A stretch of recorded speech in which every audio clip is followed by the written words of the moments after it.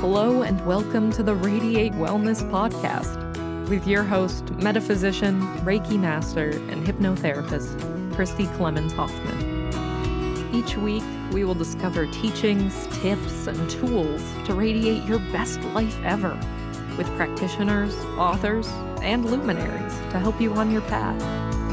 Wellness, joy, peace, abundance. What do you want to radiate? Hello and welcome back to the Radiate Wellness Podcast. Today we radiate openness with Sue Court, who is the author of Soul Connection with Horses, Healing the Mind and Awakening the Spirit Through Equine Assisted Practices. Lovely. Welcome, Sue. It's so great to see you. Thank you, Christy. It's wonderful to be here and to be part of your fabulous podcast. Oh, thank you. Now, if astute listeners are keying into accents, you've got a lovely accent. Where are you from? I'm from New Zealand. I've lived in various other places in the world. Australia for 4 years, the UK for 10 years, Italy for 1 year, but born and bred in New Zealand. Oh, lovely. It's one place I've not been yet, nor Australia. So hope to make it there one day. It looks absolutely gorgeous. It is. I'm sure there's lots of horses out that way with all those beautiful, wide open spaces. Actually, it's one of the leading countries in the world for breeding thoroughbreds, racing horses. Not that I I don't particularly like the racing industry, but because of the breeding here, there are lots and lots of horses. And there's also an area where we have wild horses. They're called the Kaimanawa, and they're horses that were about 100 years ago were released, and just like you have in the States with the Mustangs, and then they breed and create their own particular breed. Now, this is kind of a side question and really just a curiosity question for me, is those wild horses, can they be tamed and domesticated?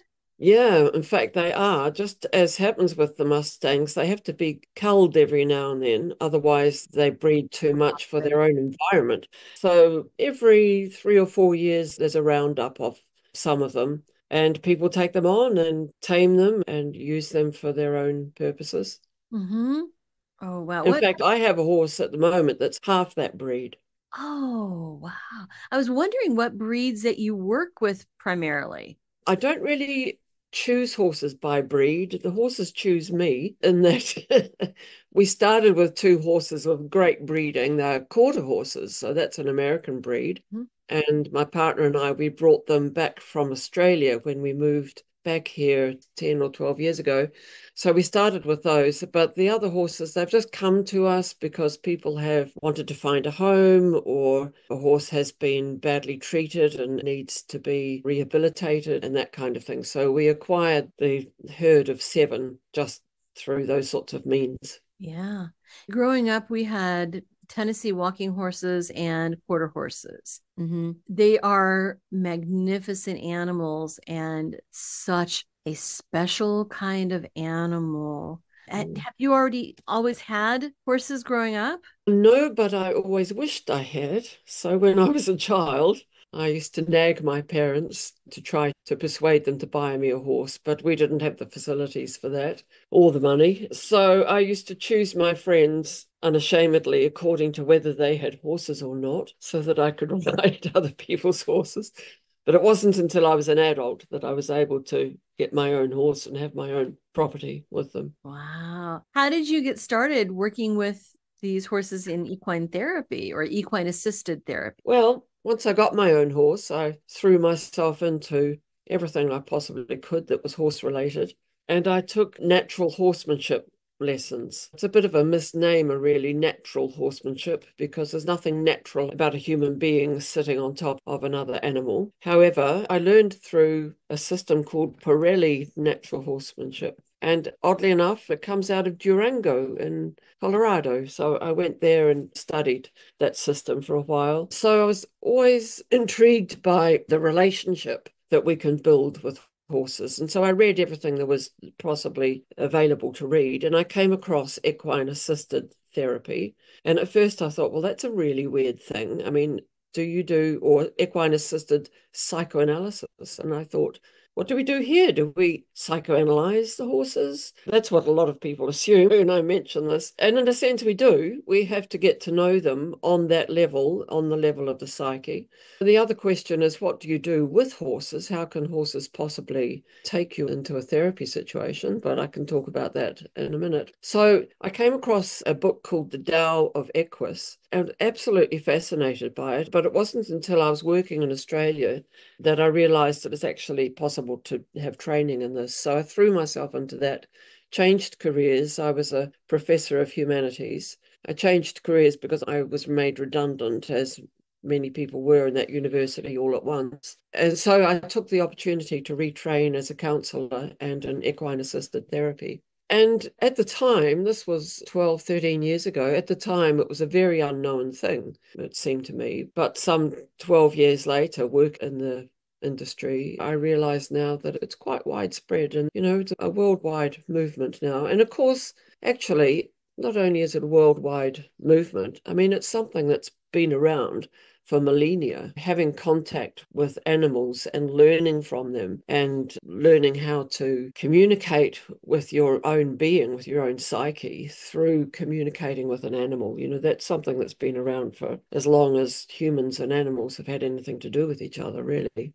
Why horses? Why horses? Well, we can learn from any animal, of course. Right, As we that's do. what I mean. Yeah, dogs are good for therapy. In fact, I have a Labrador that is a therapy dog. They offer empathy. This Labrador especially does. He will come and put his head on the knee of someone who's just starting to feel emotional about something. And they do that sort of thing. But the difference with horses is that they are herd animals. And so we can observe how they communicate with each other. So it's not just the one-on-one interaction between human and horse.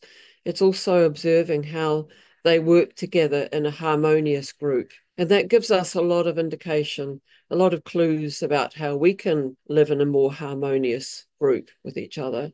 The other thing about horses, and again, this is something different from dogs, is that horses are prey animals. So if you think of prey animals and predator animals, and where we fit in that dichotomy, we are predators. And you can tell that by looking at us, because we have eyes in the front of our heads. So we're built to focus directly ahead, because as hunter-gatherers, we used to chase animals and hunt them. And our ears are flat on the sides of our heads. Horses are completely different. Their eyes are on the sides of their heads so that they have a 360-degree vision, so that they can see if there's a predator lying in the grass, there's a cougar or a tiger hiding in the long grass. They can see that much more easily. And their ears that stick up and move around so that they can hear what's happening around them, whereas we are focused with our front vision. So when a horse sees us, if they're not familiar with human beings, they will think, oh dear, here comes a predator, and maybe I'm going to be dinner tonight. And so it's astounding when you think that is the instinctual reaction they would have if they met us in the wild.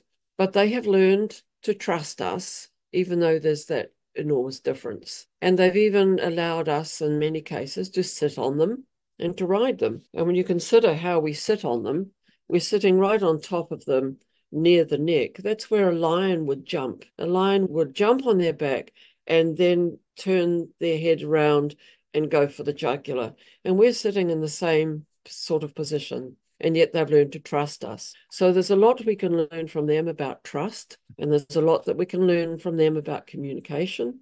And there's also a great deal we can learn from them about how they view the world and how we can view the world slightly differently. How so? Yeah, tell me more about that. Okay, well, let's just consider their vision. So they've got the 360-degree vision. Yeah. And we've got these eyes that focus brilliantly at a distance, built so that we can chase whatever it is, whatever prey we're after, and we can focus on that. Now, that's a great asset, but it's also a deficit that us human beings have, because we're so good at focusing on one thing that we do it to the detriment of everything to the side of us. So if you take just driving, for instance, we're driving, so we're staring at the road, or we're staring at the car in front of us. And we just focus entirely on that. And I'm sure everybody who's listening has had the experience of driving for an hour or two, going from point A to point B. You get to where you're going and you think, oh my goodness, how did I get here? I don't remember going through this town. I don't remember, if it's a familiar place, because we cease taking anything on our side vision. Now, that's a metaphor really for how we live our lives. We focus so much on what's in front of us on the computer. We focus on the minutiae, on the detail, to the extreme that we forget where we are. We forget what's around us, metaphorically speaking, and visually. And so there are exercises that you can do with horses where you can notice when they walk around how they take notice of everything that's happening around them. And I have this exercise where I ask a client to walk a horse around and pretend they are seeing the world as though they are horses. And they'll walk around, and of course, we have to move our heads to get the 360 degree, and we don't even get that. To take notice of what's going on around us. And so I'll ask a client to walk a horse around an arena a few times. And we're very lucky here. We live in the country. It's very beautiful. We're surrounded by trees. We're surrounded by the remnants of an ancient forest. So we've got trees that are 200 and more years old, huge, huge trees, birds, lots of bird life. So the normal way in which a human being would walk around with a horse, especially if they're not familiar, well, even if you are familiar with a horse, is you would grab hold of the rope underneath the horse's neck.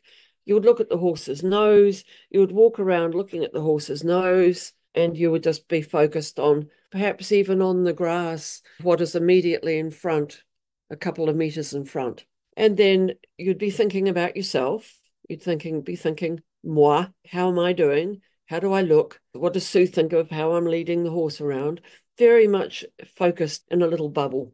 So that might be how somebody would lead a horse around initially. And then I might suggest to them, how about we pretend that we're the horse and that we have this 360-degree vision? Walk around again and see what that feels like. And they might come back and say, wow, I didn't notice there were all these trees here.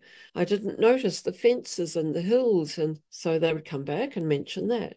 And then I would suggest, okay, let's imagine that we not only have the wider vision this way, but we have wider vision this way.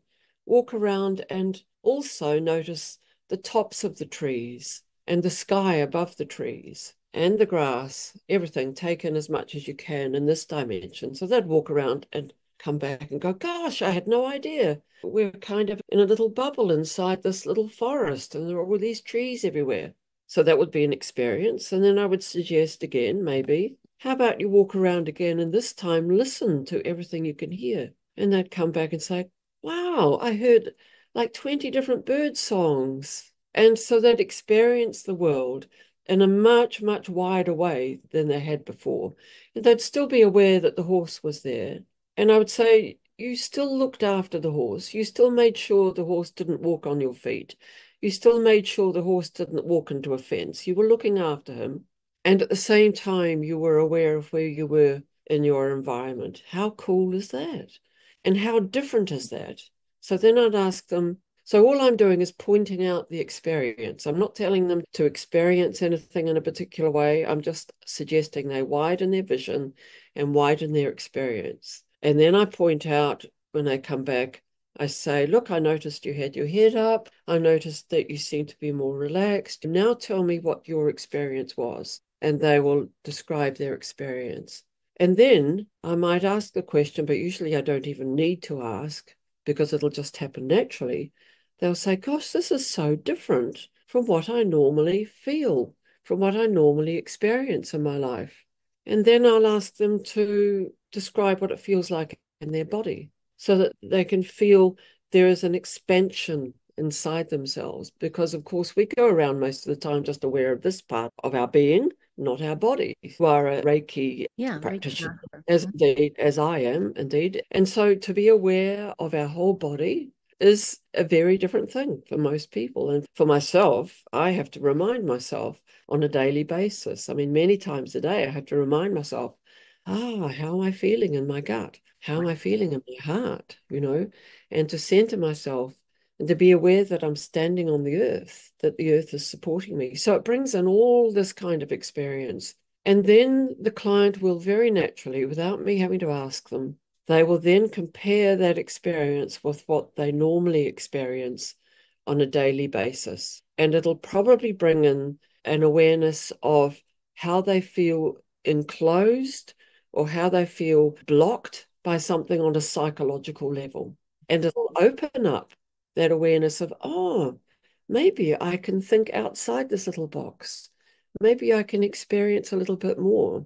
And of course, the problem that we have with our psyche in our modern world is that we do get boxed in. And we get boxed in by all the things that come at us on a daily basis through the media, through television, through noise traffic, through busyness at work, people constantly talking to us and so on. And to be able to experience an extension of that, an awareness of a wider experience of being can be extraordinary, because then we can be aware that it's not just what we think is our world encapsulated in our heads. The world is way beyond that, and we can experience life as it comes in through our senses, and we can bring that in and expand the way that we think and the way that we feel, the way we experience the world. And when we look at horses, when they are in a herd, it looks like, when you look at a herd just standing around, eating grass, looking around every now and then, it looks like they're doing nothing. But actually, they're doing a great deal. There's always a horse in a herd that is looking around and being aware of what's happening. They're being the sentinel. They're looking after everybody else. They all have a role to play. And there's always one horse. It's not always the same one. You know, they change that role every 10 minutes or so. But there's always one that's looking around, making sure that there's no cougar lying in the grass somewhere. Although there's nothing like that in this country. Instinctively, they do this. They look after each other. And then one or two other horses will be eating grass. They have to eat for 18 hours a day to sustain themselves, because there's not a great deal of nutrition in grass, so they have to bulk up constantly. And they're all always facing in a different direction. So in our herd of 7, you will very rarely get them all facing lined up in the same direction. They would only do that if there's something extraordinary that they decided to look at. Most of the time, they're all facing different directions. Again, that's looking after each other.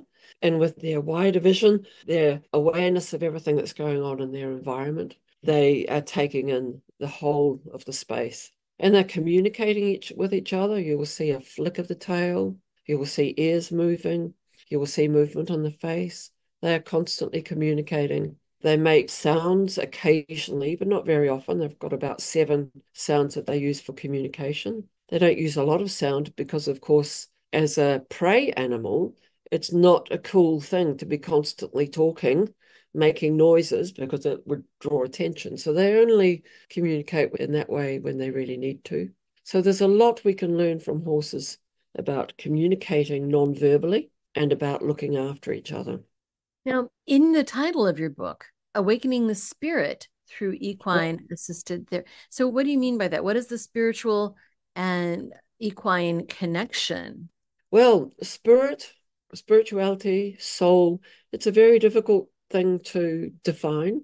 And the reason it's difficult to define is because it's something we experience outside of our verbal construction of the world. The way we talk about the world and talk about our experiences is never fully encapsulates our experience. Words are symbols for how we experience the world. So soul is the most difficult thing to define. I think the closest I could ever get to defining it is that it is the depth of being, and it is something we experience as the depth of our being, and it is something that is constant, that sits underneath everything else that we experience. So if you think of it like, for instance, the ocean, everything that happens within the ocean, the greatest movement within the ocean is at the top, where we have the waves and the ripples, and that's where we think our life is being experienced. But as you go further and further down into the ocean, we go into the depths, it's quieter, it's deeper, and we're sitting upon depth of experience the whole time. It's the foundation of our being. The metaphors are a good way of thinking about it. It's like the canvas of a painting. So our daily experience is the paint that we put on the canvas, and we experience that as our lives. But without the canvas, that painting wouldn't be there. So it's the canvas of a painting, or it's the screen upon which a film is projected. I don't think of the soul as a separate entity so much as a thing that's inside us. I think it's much broader and wider than that. In fact, I think of it more in the Jungian sense. Carl Jung, the psychologist, he talked a lot about the soul and the collective soul, that it's not just that there's soul within us, but there's the soul around us, and we experience each other's souls, and we experience life on the level of the soul collectively. So it's a spaciousness, and it's an ever-present dimension. It's like the air that we breathe. It's something we also experience as a longing for oneness, longing for togetherness, a longing for understanding of life as a unity. And it's something that if we think of how we were as a 6-year-old, for instance, I can remember what it felt like to be a 6-year-old. And I'm still exactly the same person on that depth of level. I'm a very different person as a personality. And in fact, I'm very different to what I was 10 years ago. I'm different to what I was yesterday, in fact. And to allow that difference, to allow that growth and that change is fine. That's great. It's not a good thing to try to hold on to our personality and be exactly the same as we were yesterday, as though there's some kind of fidelity that we have to follow. But if you feel the depth of being underneath that, that depth of being is exactly the same as it was when we were 6 years old. Does that make sense to you? It does. It does. I mean, it's the essence of who we are, the essence of what we are, right? And that Absolutely. essence doesn't really change, but it's the outward that does change according to what our current thoughts are, what our current environment is, what our current companions are, that we're very malleable in that way. But the essence, what's underneath is eternal, I believe. Yeah. So I agree with that. And of course, we can lose sight of that very easily. Very easily. We get caught up in the trappings of I love your analogy of the ocean. At the top of the ocean, there's so much movement and so much going on, but the deeper that you go, the calm it is. And so I love that we get caught up on the froth and the foam at the top of the ocean. Yeah, we do. Yeah. And we seem to think that's all there is. Yeah, absolutely. In fact, that's an idea that is not something I dreamed up. It's something that came from Alan Watts. You know Alan Watts, the Yes. teacher. I haven't done so for quite some time, but I used to listen to his lectures a great deal. In fact, I met him one time in London. It would have been only 6 months or so before he died. I lived in London in the 1970s, and at that stage, I was an avid Buddhist, and I used to go to the Buddhist Centre in Soho in London, and he gave a talk there one time, which was extremely illuminating, although I couldn't tell you today anything he talked about. I just still have this feeling of it being wonderful. Anyway, his analogy is we live on the surface of the ocean, and so we can think of ourselves as one of the little ripples on the ocean. And he says, one ripple will argue with another ripple and say, I'm a better ripple than you are, without realizing that actually we're all part of the same ocean. So I love that concept of deep down, we're all connected and we're all part of life. We all are an expression of life. And in fact, life with a capital L, it is the same life. We are expressing the same life. That's the kind of feeling that I get with horses, with animals in general, and on a good day with people as well. So we said a minute ago that we can lose sight of the soul. So although I was very, very interested in matters to do with religion and philosophy in my 20s and 30s, I kind of lost sight of that in my 40s. I was a humanities professor, and I just got involved in that. I was my job, basically. I loved my job, but I became my job. That became my identity. It became who I thought I was. So I completely lost the sense of my soul, my spirit. And I didn't think it was necessary, but I remember feeling at times this horrible sense of being lost at sea, that kind of feeling of being moorless, of not being attached to anything. And so it was about 20 years ago, really, I had a spiritual awakening. And the spiritual awakening came through a realization that I had anesthetized myself rather too effectively with alcohol. every night I would just drink a glass of wine. In fact, that's what I would tell anybody. How much did I drink? You know how doctors ask these things every now and then. How much do you drink? Oh, a glass or two of wine a night. Really, it became a bottle or two a night, ultimately. So I got to the point where I realized that I was addicted to this substance. So with the help of AA, I stopped drinking. Good for And you. in AA, you know, the 12 steps, the very first step is admitting that you are powerless over this thing called alcohol, and that you're handing over that powerlessness. You're handing over your life to something bigger than yourself, which we could call God if you want to. And I had trouble using that word God, but a higher being. You hand over your life to a higher being. In other words, you're saying, look, this is out of control. I'm not managing my life as I thought I was able to do.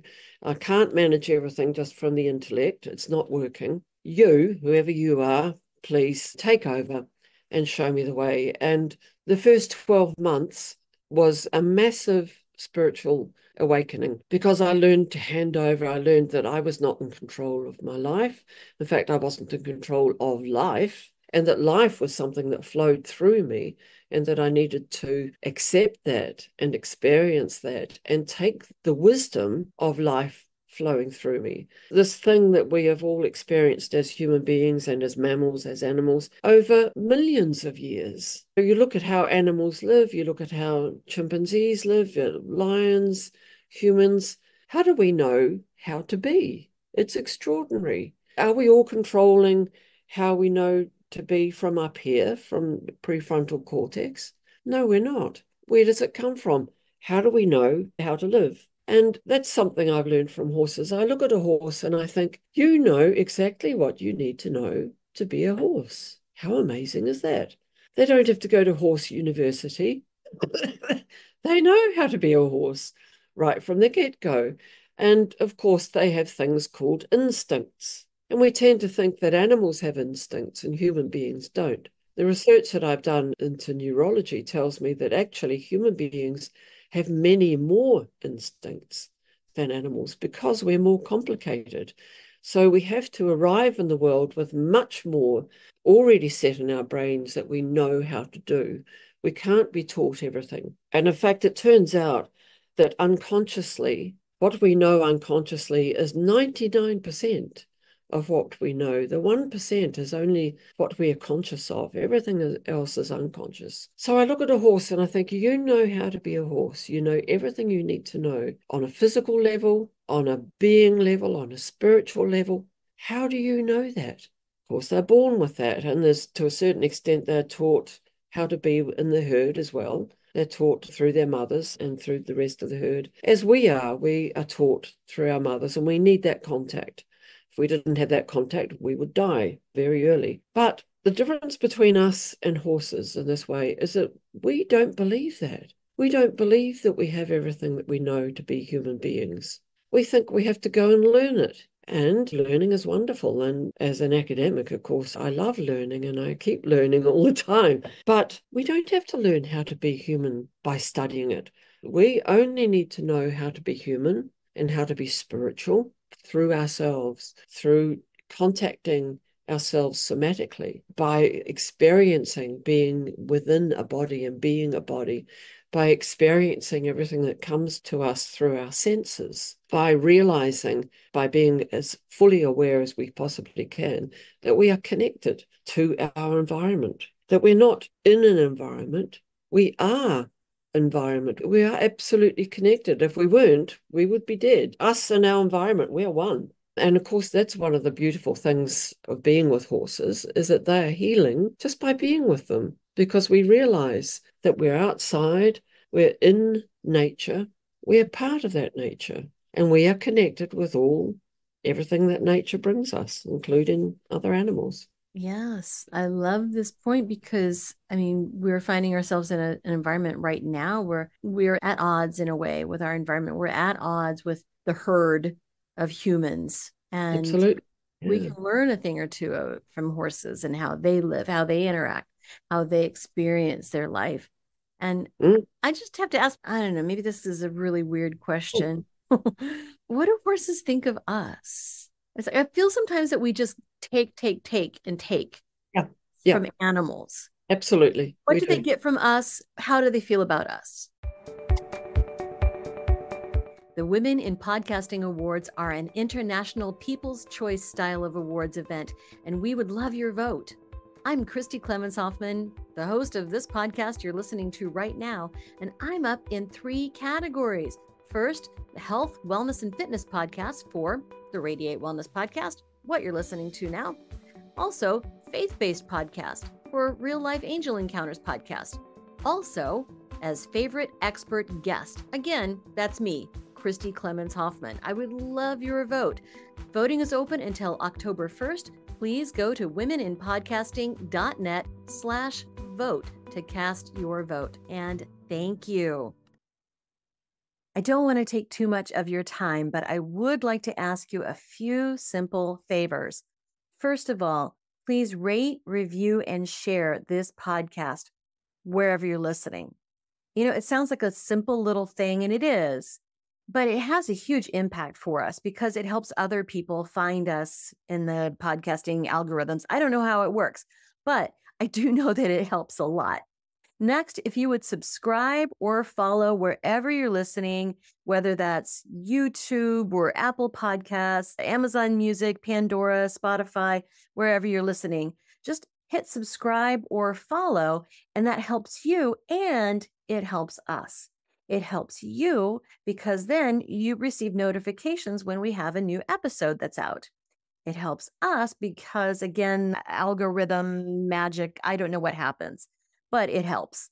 And then finally, you can support our podcast in a tangible way by going to radiatewellnesscommunity.com/podcast and then click on support the show.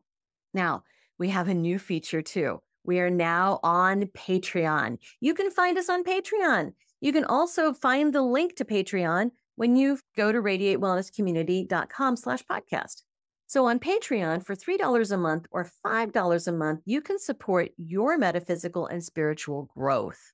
You can learn about upcoming guests, and you can get early and ad-free versions of the shows. So please support us. This podcast is free for you to listen, but we have costs, and quite frankly, they come out of my pocket. So if you like this content, if you get a lot out of it, please see what you can do to give back. Thank you so much. Right. Well, that's a big question. I'm sure it is. And it's a very good question. And you're quite right that we take from animals. It's all about how do you relate to me? What can you do for me? How can I What use can you do for me? Yeah. And the title of my book is Soul Connection with Horses. And that word connection, really important word, because it's not just how do I connect with you? What can you do for me? It's also how do you connect with me? How does the horse connect with me? So that's very much a very important part of this whole process. way? Yeah, that it's two-way, that it's built on trust. And when we're dealing with clients, with human beings who come with a particular question, they come maybe troubled in some way, or they have some deep inquiry that they want to explore, it has to be both ways because we want a message, if you like. We want the horse to complete us in some sort of way, but there has to be something in it for the horse. Right. I'll just take the inquiry just a little bit further back, a few thousand years. We started domesticating horses about 6,000 years ago as human beings. Wow. Before that, they were a food source. And of course, they have continued to be in various cultures. But when you think about what horses have done for us, apart from being a food source, think back to Genghis Khan, the Mongolians taking over a third of the world. They did that on horseback. And that's why they had this huge advantage over the countries that they were invading, because the other countries didn't have horses. So they have this huge warlike machinery of thousands and thousands of horses. So they've been used for warfare. They were used right through history, Boer War, World War I, parts of World War II, and so on, and cavalry in the Civil War in the United States. They've been used everywhere as war machines. They have been used to help us with agriculture, ploughing fields. They've been used for transport, pulling carts, pulling heavy coal carts and transporting human beings around. Then they've been used also for individual riding, transporting people individually. And now, of course, they're used a lot in sports. There are so many equine-related sports. So it's use, use, use. We have been using these animals, and often we've been using them with little regard for their welfare. They were dispensable. Your horse dies, okay, you just pick up another one. Think of the postal service throughout the United States. That was extraordinary. All of that over those huge, vast areas done on horseback. And horses would be ridden for a day and then exchanged for a fresh horse and another horse taken on and so on. So we owe them a great deal. If it wasn't for all this use that we've put horses to, there would not have been the kind of civilization that we have now, if we can call it civilized. They very much were the impetus behind our civilization. So we owe them a great deal. And as a matter of fact, if we hadn't used them in this way, they'd probably be extinct by now. They're fairly vulnerable animals. If we hadn't, as human beings, found needs for them, they probably would have, there might be one or two left in the wild, and that would be that, or in zoos and so on. So in that sense, we've done them a favor. But we have to get out of, and many people now are getting out of this mindset of using an animal. And I'm careful with the language that I use around horses. I don't talk about using a horse.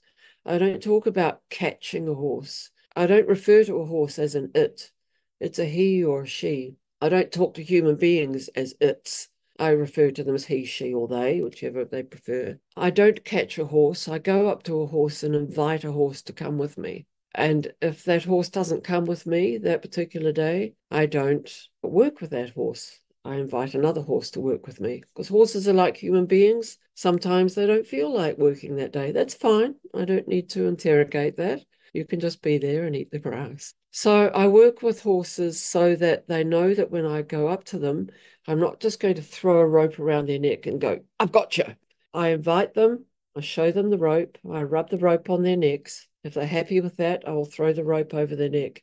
If they're happy with that, then I will hold the halter in front of them so that they put their head into the halter. They do it themselves. If that doesn't happen, then I won't work with that horse that day, because that horse needs to feel that they are there willingly. If they're going to work with a human being on a psychological and soul level, they need to be willingly there. Otherwise, what have we got? We're not really working on a soul level if we are capturing a horse. And so that's the basis of it. And then working in a threesome with a client, with a horse, and myself, or whoever is doing the work with the horse and the client, there are three of us there. So there's a three-way level of trust. When you're working with a client on a psychological level, obviously there has to be a level of trust. So we work on that. We start off in the rooms talking and learn that trust. I need to trust the client, because I'm going to bring the client in with my precious horses. I need to know that that's safe for my horses. And the client needs to learn to trust me and to know that they can give me information about themselves, personal information, and I'm going to hold it safe. Then we need to work on the level of me and the horse. Do I trust the horse? Well, I do, because I've just invited them into the space on the level that I've just described. And then we need to learn the trust dynamics between the horse and the client. And that's where the magic comes in. That's where the client learns to trust this massive animal that is 10 times his or her weight. They might not necessarily know anything about horses. They might not have had anything to do with horses. In fact, you don't have to have any prior knowledge to do this work. And so there might be a mismatch there to start with. The client might be feeling a little bit nervous. She might be feeling fearful. So what we need to do is acknowledge that. Now, the thing about horses is they know us so well, because their survival requires them to be able to read us instantly. They need to know whether they're going to go on the barbecue tonight or whether we can be trusted. So through their senses, they evaluate us. Now, horses, their sense of smell, for instance, is 40 times greater in capacity than ours. Just like a dog, actually. Mm-hmm. Dogs, the same. So you can imagine what they're picking up all the time. So they can smell adrenaline, and they smell all the chemical processes that are going on inside us. So they know where we're at. They know if somebody's pregnant. They know if somebody's ovulating. They know if a woman is menstruating. They know if somebody is fearful. And they operate on the real level. Whereas people might come up to a horse and pretend. They might go, oh, I'm feeling really fearful, but I'm going to pretend that I'm not because there's this other human being here looking at me. So, I mustn't show that I'm afraid. But the horse will really react to them on the real level. And they hate that incongruity. They hate it when somebody is presenting an outer persona, but actually living a different experience. So they relate to us as the real entity that we are. And that's the beauty of working with horses. So whereas you might spend 10 sessions as a therapist talking with someone, getting to know them on the real level, when a horse comes in, the horse immediately goes, you are feeling this way and that way. And how do we know that? Well, my job is to read the horse, to be able to read their facial expressions, the way they hold their heads, their body language, and to know how the horse is reacting. So that trust is really the foundation of the whole of this work. And it's enabling the client, the human being, to be able to trust in their own being and being able to experience what they're experiencing somatically and being able to admit that and be able to talk to a horse and say, look, I'm actually feeling this and feeling that, and seeing how the horse reacts to that. Beautiful. So how long have you been doing this? 12 years. Oh, that's a nice long time. Yeah. Yeah, it's long enough to give me the sense that I'm starting to feel that I know what I'm doing. And of course, you only see people there in New Zealand. Yes, because we can't do the therapy. Well, we could, but I've never tried through Zoom or anything like that. Although I do teach people how to do this work. They need to start with. So it's like adding to their toolbox of you are already a therapist and you're using this particular paradigm of therapy, and this is how you can add in the horse work. And of course, they also need to be horse people. You can't just start working with a horse without knowing horses quite well. So given those two things, if they already are a therapist, for one thing, and secondly, they have quite considerable experience with horses, then I can teach them how to incorporate this work. And I do that on Zoom. So I can do it with anybody anywhere in the world. And I have videos that I've taken of me working with the horses. So I can talk to them. I've got a manual that they can see online, and we spend many hours discussing the philosophy of the thing. And then the practices on a practical level, they see the videos that I've taken, then they take videos of themselves working with the horses, and we discuss those and so on.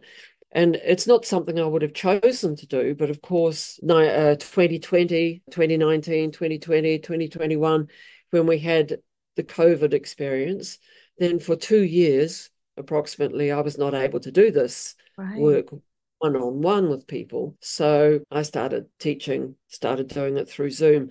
So I don't do the therapy through Zoom, but I do the teaching part of things through Zoom. Right. So really you're taking somebody who's already in the therapy world, somebody who's already had extensive experience with horses, because it does take a lot of experience with horses. They're a massive animal and their care is quite specialized, taking care of their hooves, their diet, their digestion, which is different, their skin and their hair and everything. They do require a lot of care, and it's a lot of work.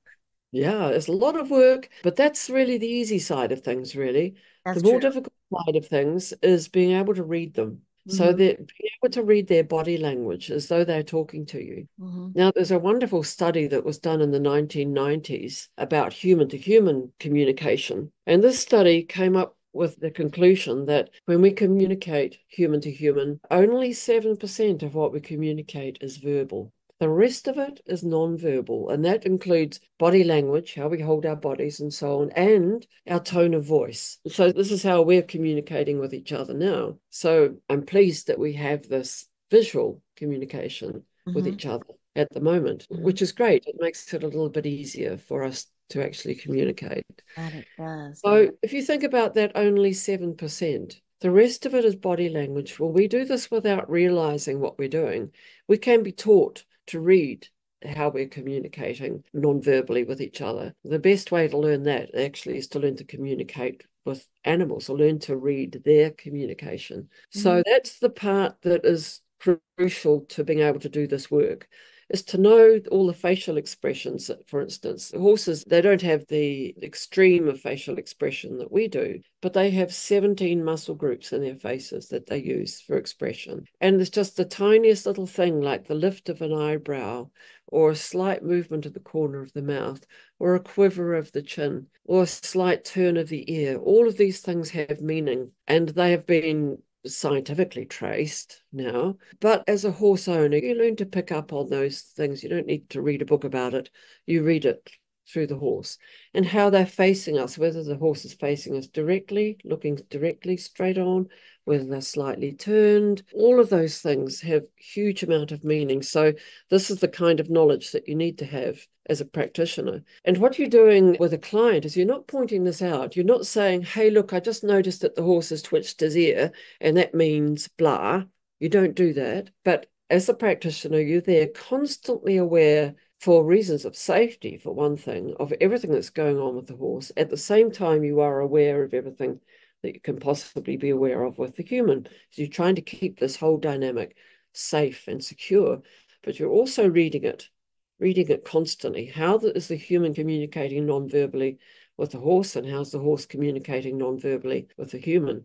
And so I wouldn't point out, hey, the horse has just moved his ear 20 degrees to the right. That means something or other.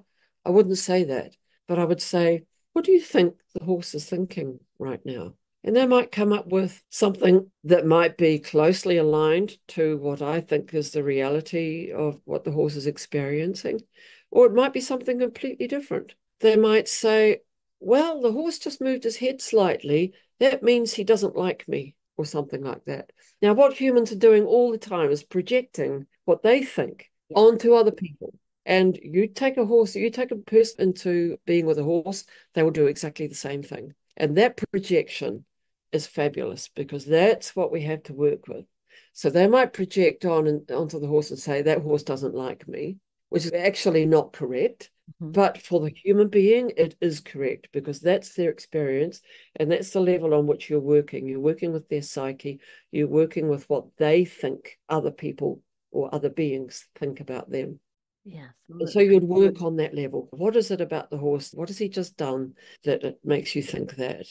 And then gradually you would work that to, is that a familiar feeling? Does that happen to you when you're with other people? When you walk into, when was the last time you felt that? So I draw the feeling into their body. Where do you feel that in your body? Is that familiar? When was the last time you felt like that? And bring that experience into the human world. And then we start to get a pattern that this person most of the time is projecting that the world doesn't like them, or that they're out of step with the world, or that they're not accepted in human company, or whatever it is. So you start to get a pattern according to how they're projecting their feelings onto the horse. Does that make sense? Makes perfect sense, because yes, as an animal communicator myself, that's the biggest hurdle to teaching others to communicate with animals, is getting out of the projection. Yes. Animals do not behave or think or are motivated the same way that people are. And we can't think that they have the same motivations or same emotions that we do. We just can't. So that's the biggest challenge. And I love that you approach it that way. It's like, what's the last time that you felt like this from a human, right? Yeah. So that's the beginning of story making. Whereas with you, you're working with actual communication with animals. So that's something you would want to draw to one side to push away the curtains of that projection, so you get to the real communication. And the work too. Mm-hmm. Yeah. Whereas in the work that I'm doing, it's almost the other way around. Like, we're working on two levels. Like, I'm aware of how the horse is communicating, and I'm keeping track of that.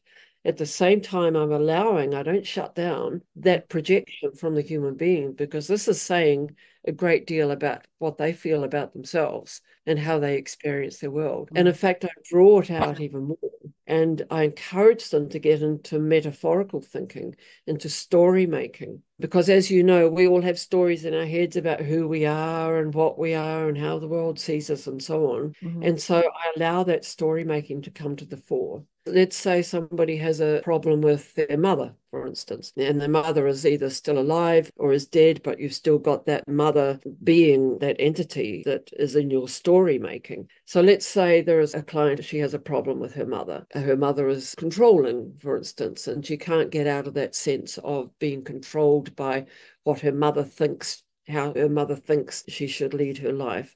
If that comes up naturally, I might invite the client to say, well, let's imagine now that Gypsy, the horse, let's imagine that this horse is your mother. Take her for a walk and see how that feels. Now, whenever I invite that sort of story making, I have this feeling inside myself that goes, oh my goodness, what have I just done? What have I just suggested? This is insane. Invite a person to walk a horse around the arena pretending that your mother, this is nuts. But you know, it's always worked. Always the person will come back with something, and they'll come back and I'll say, so what did your mother / Gypsy say about what we've been thinking about? They'll always come back with something. There will always be some way in which they added to the story. And by adding to the story, we can then modify the story. We can then say, well, let's play around. Let's explore the idea that your mother is the opposite of this. Let's explore the idea that your mother doesn't give a damn about what you do in this sense, or whatever we're exploring. Let's explore that idea and walk around and see how that feels. Yeah. And again, they will come back with something. It's extraordinary. So, I mean, we live through metaphor as human beings. So it's a very, very natural thing to do, actually. Yes, that's wonderful. Sounds like a very effective technique. Now, if someone wanted to find your book, where could they find it? It's published internationally. So the publishing company is O Books. That's just the letter O dash books. They're from the UK, but they also work out of the United States. So you can order the book through any bookstore. It's also available on Amazon. Wonderful, wonderful. Soul Connection with Horses. Yes, the book is Soul Connection with Horses. And I was looking around earlier for a website. Do you have a website? I have a website, yes, and the name of the website is Earth Horse, as one word. Okay. So Earth, Horse, connected. And so the website is earthhorse.co.nz. Okay. .co.nz. So NZ for those in the United States. NZ for New Zealand, yeah. Right. Yes. Okay. Well, thank you so much for joining me today. I would encourage anybody who's interested in this type of equine therapy to please go out and read this book. It seems like a wonderful resource for learning about equine therapy and how that can work. Thank you so much for joining me today, Sue. It's been very helpful and very enlightening. So I appreciate your time. Thank you, Christy. It's been delightful. Thank you very much. Don't know what to watch next? Decisions. Well, we've got some suggestions. You can click this little video here and watch that. It's something that we think you're going to like. If you like the last one, you're going to like that one too. You can also click on the subscribe button. And if you do that, then you'll get notifications whenever we have a new video up. Win-win, right?